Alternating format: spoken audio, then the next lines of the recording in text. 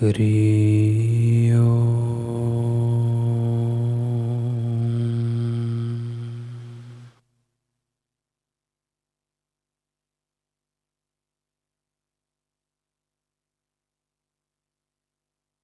हरि ओम।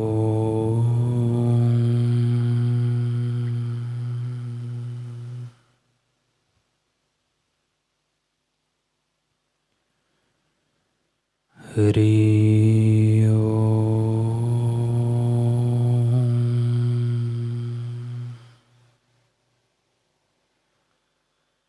ओम श्री सद्गुरु परमात्मने नमः। श्री योग वशिष्ठ महारामायण।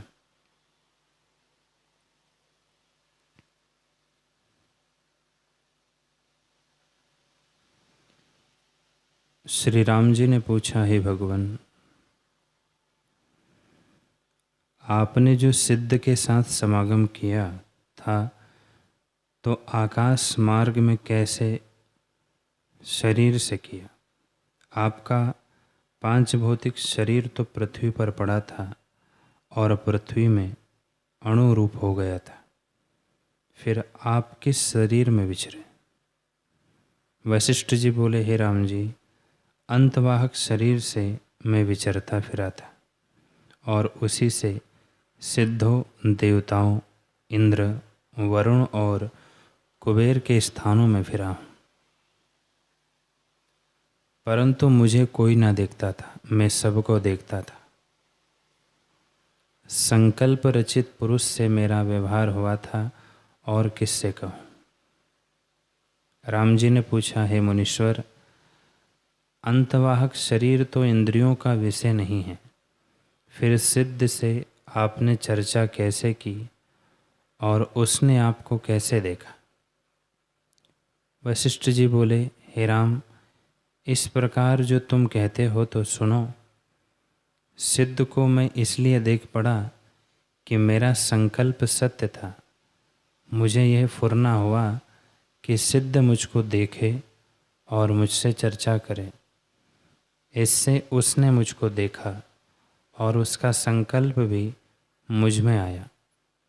तब जाना, जो दोनों सिद्ध हो और उनका संकल्प भिन्न भिन्न हो तो एक दूसरे के संकल्प को नहीं जानते, परंतु किसी का विशेष संकल्प हो तो वह दूसरे के संकल्प को जानता है। इससे यद्यपि उसका संकल्प मेरे देखने को ना था, पर मेरा दृढ़ संकल्प था। इससे मैं उसके संकल्प को खींचकर अपनी ओर ले आया। जो बली होता है उसी की जय होती है। इससे उसने मुझको देखा। हे राम जी, जो अंतवाहक में स्थित होता है उसको तीनों कालों का ज्ञान होता है, परंतु व्यवहार में लगे तो उसे भूल जाता है, और जो वर्तमान पदार्थ होता है उसी का ज्ञान होता है। इसी कारण उसने मेरा शरीर डाल दिया था, क्योंकि वह समाधि के व्यवहार में लगा था और मेरे संकल्प से वह कुटी भी तब गिरी थी जब मैं अपने स्थान के व्यवहार को ऐसा चिंतन करके चला था।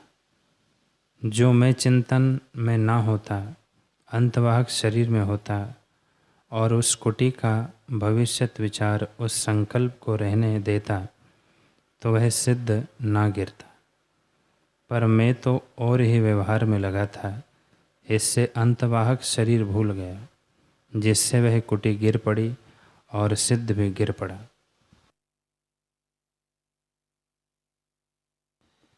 हे राम जी, इस प्रकार सिद्ध गिरा, उससे चर्चा हुई।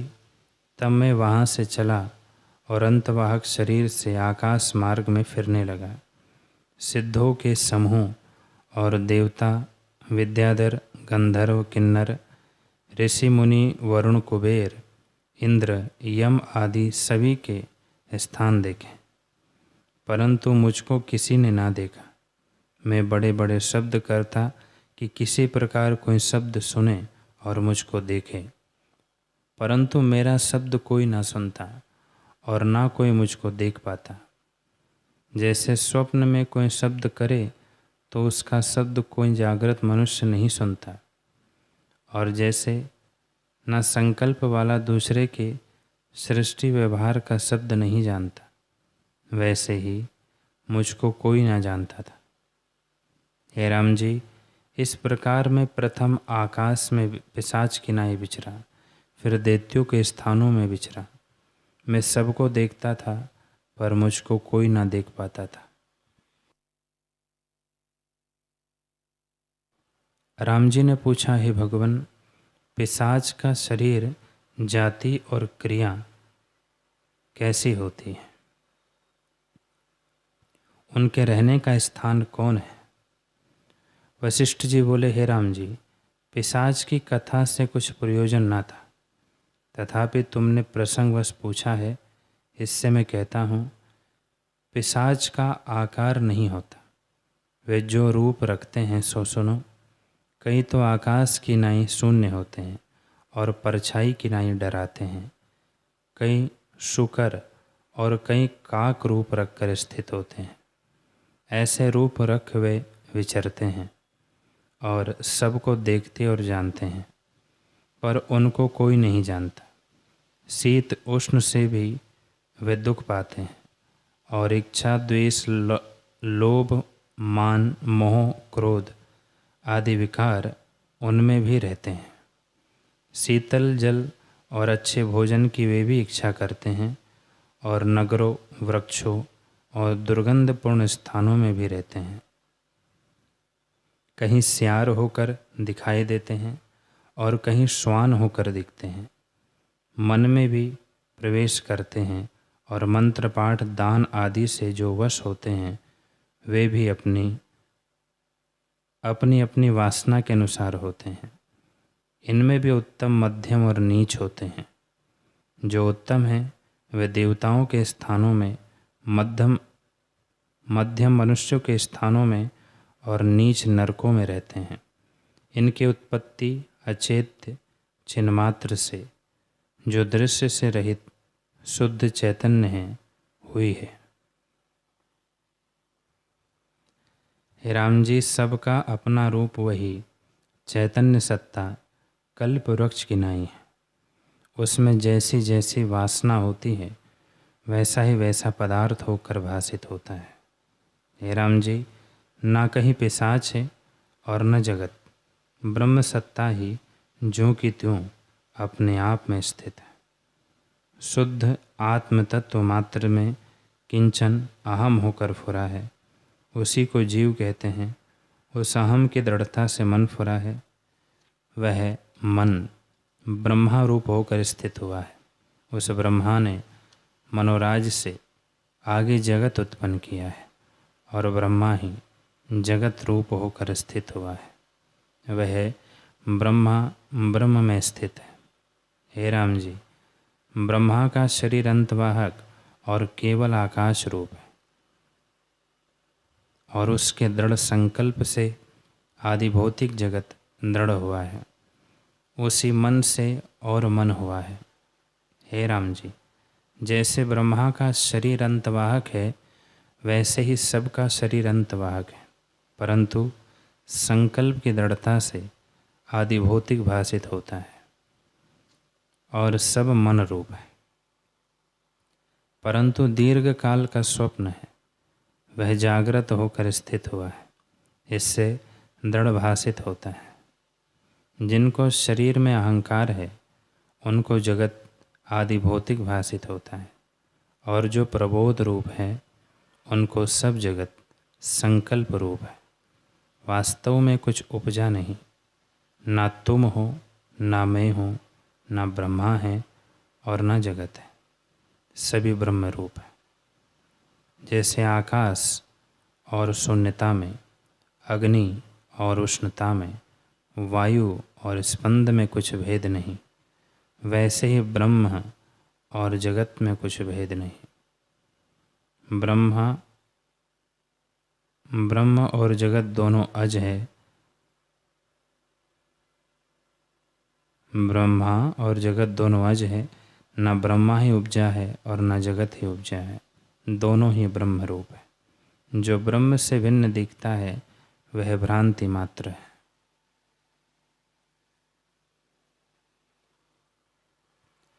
राम जी, पंचभूत और छठा मन, इनका नाम जगत है। जब तक ये भूत उसमें दिखते हैं तब तक भ्रांति है, और जब इनसे रहित केवल चैतन्य भासित हो तब उसी का नाम परम पद है। हे राम जी, जब आत्म पद में जागोगे तब पंचभूत भी आत्मा से भिन्न ना दिखेंगे। सबका अधिष्ठान चैतन्य सत्ता है। जब तक आत्मा का प्रमाद है तब तक संसार भ्रम ना मिटेगा। सब जगत निराकार संकल्प मात्र है, परंतु संकल्प की दृढ़ता से आकाश में स्थूल भूत दिखते हैं। ज्ञान काल और अज्ञान काल में जगत उपजा नहीं, परंतु अज्ञानी को दृढ़ भासित होता है। जैसे मनोराज से किसी ने नगर रचा हो तो वह उसी के हृदय में है और कहीं नहीं दिखता, वैसे ही जब तक जीव अज्ञान निद्रा में सोया है तब तक जगत भासित होता है, पर जब जागेगा तब आकाश रूप दिखेगा। हे राम जी, अपना संकल्प अपने को नहीं बांधता। जब तक स्वरूप का प्रमाद नहीं होता तब तक ब्रह्मा का संकल्प ब्रह्मा को नहीं बंधन करता। स्वरूप भी अहम प्रत्यय से तो संकल्प रूप है, दूसरी कुछ वस्तु सत्य नहीं, आत्मा ही है। वास्तव में न जगत का आदि है, न मध्य है और न अंत है, न जगत का होना है और न अनहोना है। आत्मसत्ता ही अपने आप में स्थित है। हे राम जी, जब सर्वात्मा ही है तब राग द्वेष किसका हो? सब अपना रूप ही है। अपना रूप जो आत्म तत्व है उसका किंचन संवेदन फुरने से जगत रूप होकर स्थित हुआ है। जैसे किसी पुरुष ने मनोराज में एक स्थान रचा और उसमें भावना हुई तो वह आदि भौतिक भासित होने लग जाता है, वैसे ही यह जगत भी ब्रह्मा का संकल्प है। चंद्रमा, सूर्य, अग्नि और रुद्र, वरुण और कुबेर आदि सब संकल्प रूप है, पर संकल्प की दृढ़ता से आदि भौतिक भासित होते हैं। हे राम जी, आत्मरूपी एक तालाब है जिसमें चैतन्य रूपी जल है, फुरन रूपी कीचड़ है, उसमें 14 प्रकार के भूत जात रूप मेंढक रहते हैं, वे सब संकल्प मात्र हैं।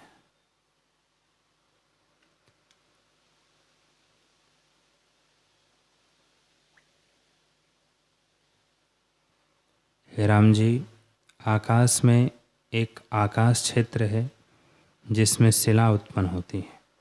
स्वर्गलोक और देवता बड़ी शिला है।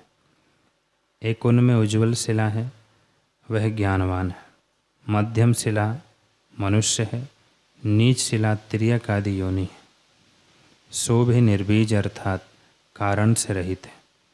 अद्वैत आत्मा सदा अपने आप में स्थित है, कुछ उत्पन्न नहीं हुआ, परंतु भ्रांति से भिन्न भिन्न भासता है। जैसे फैन, बुलबुले और तरंग सब जल रूप है, वैसे ही यह सब जगत आत्म रूप है।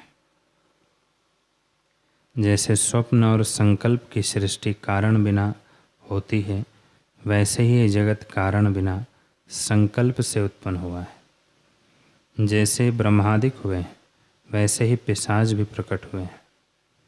हे राम जी, जैसा किंचन आत्मा में होता है वैसा ही होकर दिखता है। वास्तव में पृथ्वी आदि तत्व कहीं नहीं है, न कहीं ब्रह्मा उपजा है, न कोई जगत उपजा है, सब ब्रह्म मात्र है। जितने शरीर दिखते हैं वे सब निर्वपु हैं, चेतनता से फुरे हैं। सब जीवों का आदि अंतवाहक शरीर है। जैसे ब्रह्मा का अंतवाहक शरीर था वैसे ही सब जीवों का अंतवाहक शरीर होता है। परंतु संकल्प की दृढ़ता से आदि भौतिक भासित होता है।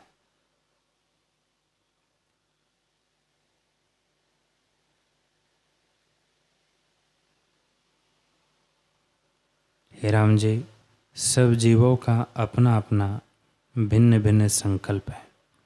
उसी के अनुसार सबकी अपनी अपनी सृष्टि होती है। जो तुम कहो कि भिन्न भिन्न हैं, तो जीव इकट्ठे क्यों दिखते हैं?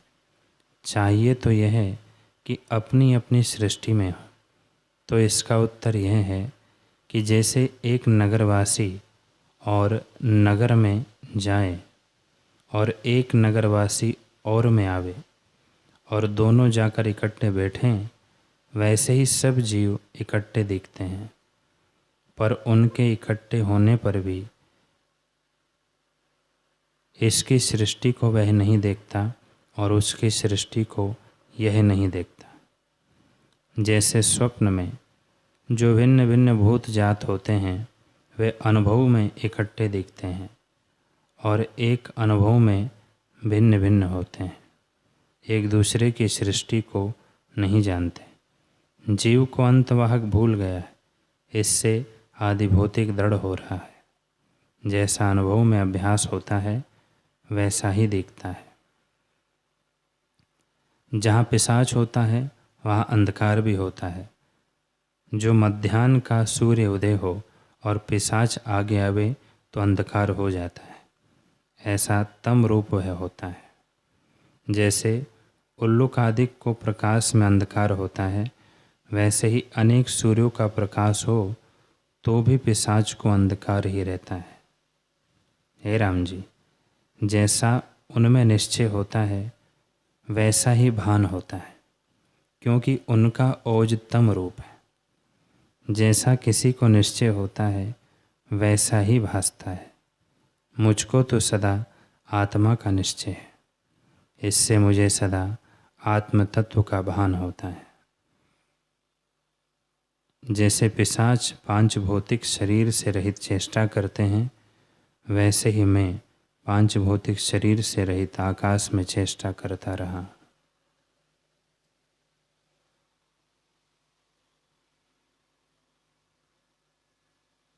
हे राम जी, मैं चिदाकाश हूँ, इसलिए पांच भौतिक शरीर से रहित अंतवाहक शरीर से विचरता रहा, परंतु मुझको कोई न देखता था।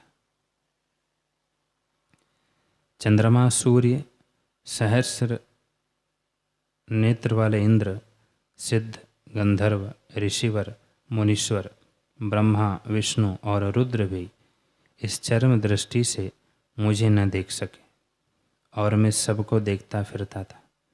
इंद्र के निकट जाकर मैंने उसके अंग हिलाए, परंतु उसने मुझको ना जाना। जैसे संकल्प का नर किसी को हिलावे और वह ना देखे और आदि भौतिक शरीर ना हिले, वैसे ही उनके शरीर मेरे हिलाने से नहीं हिले। इससे मैं अति मोह को प्राप्त हुआ कि इतने काल तक मैं रहा और मुझको कोई देख नहीं सकता। तब मैंने यह इच्छा की कि मुझको सब देखे। मैं तो सत्य संकल्प था, इससे सब मुझे देखने लगे। जैसे कोई इंद्रजाल को देखे वैसे ही वे मुझको देखने लगे। जिसने पृथ्वी पर देखा उसने पृथ्वी से उपजा वशिष्ठ जाना। मनुष्य लोक में कई ने जल से उपजा जाना कि वारिज वशिष्ठ है, कई ने वायु से उपजा जाना और कई ने जाना कि सप्त ऋषियों के बीच जो तेजों में वशिष्ठ है वही यह है। इस प्रकार जगत में मुझको सब देखने लगे और मैं सब के साथ व्यवहार करने लगा। हे राम जी, इसी प्रकार जब बहुत काल व्यतीत हुआ तब सब ने भावना की दृढ़ता से पांच भौतिक शरीर में मुझको देखा।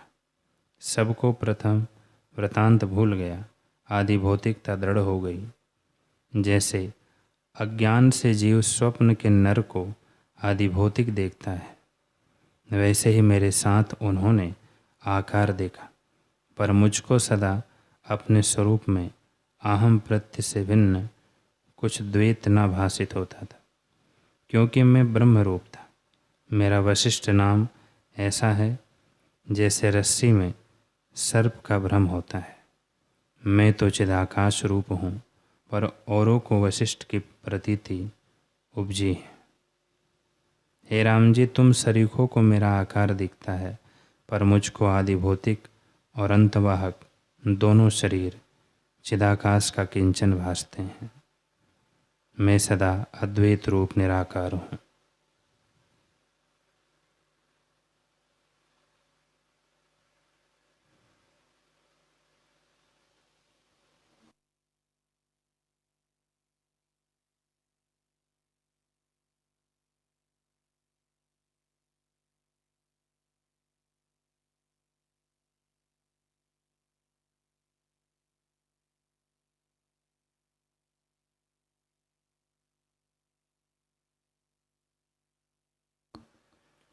हरि ओम।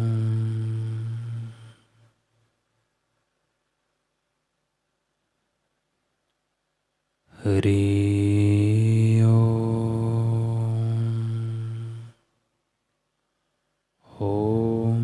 पूर्णमद पूर्णमिदं पूर्णात् पूर्णमुदच्यते पूर्णस्य पूर्णमादाय पूर्णमेवावशिष्यते।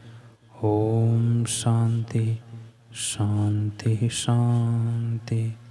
श्री सद्गुरुदेव भगवान की जय।